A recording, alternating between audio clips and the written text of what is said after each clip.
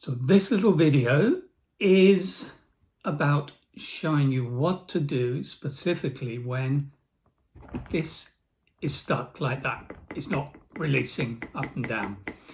In extension to that, we're going inside this pump head. I'm going to show you all the wonderful and tricky things that you're going to find inside there. Particularly, I'm going to show you this. This is the spring. And I particularly want you to notice how it's put together. So at this end, you have the little O-ring that goes over the end there. And then you've got this plastic little clear thing, don't know what you call that. And that goes on in such a way so that the spring kind of fits inside the empty part of that. That's a very clumsy way of trying to tell you that there's a right and a wrong way of putting that bit on, and then the O-ring goes over the end. That's also very clumsy, goes over the end like that. This is the thing that we're going to be taking out. You'll see that in a minute. So we've taken the head off. How do we get inside there? Okay, first thing you do is unscrew the trigger barrel. That comes away. Put that over there. That loosens all this up. The next bit is not very elegant, but this is what you do. Basically, you pull that up and away it comes. We then got inside here, this is the trigger mechanism. Now, that comes away. You see those little grooves down there? They fit. Show you that way around. Those little grooves fit over the bit that's sticking out there. So I'm going to put that back on like that. And so you'll see then when you're pressing the trigger, it's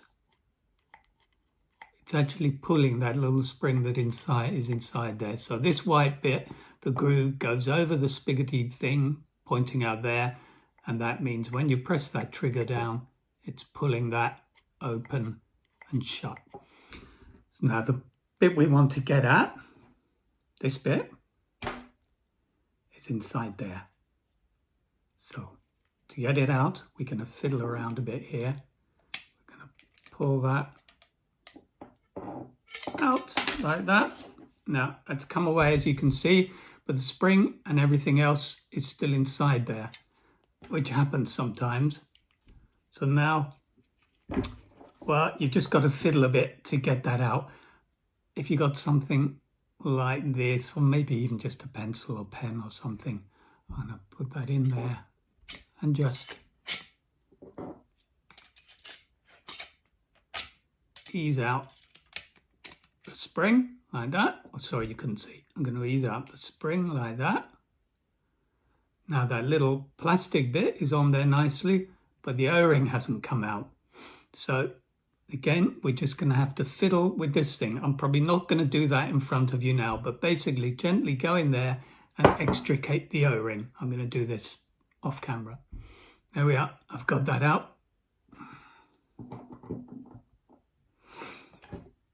So this is how it should be. That goes inside there and there, and then this little O-ring goes on the end. So if something's going wrong, if your trigger is sticking, it's because this is not going backwards and forwards. So basically you take this out and you give it a good clean. Now, on the acid version, this spring is covered to protect it. On the other versions, it isn't. Now, it might be that this spring has become corroded, or maybe it's just full up with gunk or something. The same with this O-ring. Maybe this O-ring has been affected by a chemical.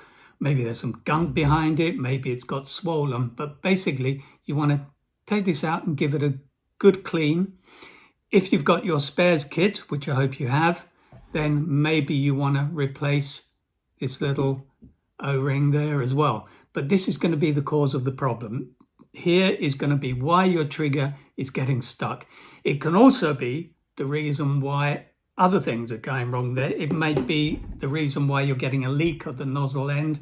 It might be a reason why it's not shutting off and it's spraying out of there. But you can see what's going on in there. Any problems that are happening up here, it's got something to do with this. So I've shown you how to take it out. You've given it a good clean. You maybe replace some bits.